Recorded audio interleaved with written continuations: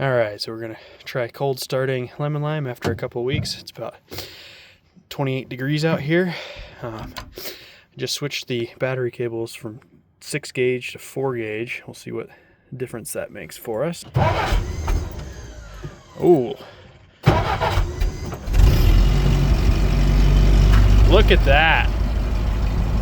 It's like she never left.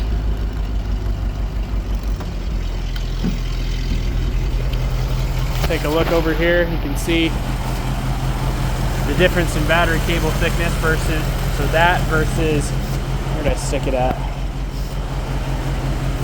Must be, yeah, so this guy right here versus this guy, you can see the thickness difference. That was the problem for her. Now she starts like she never forgot how.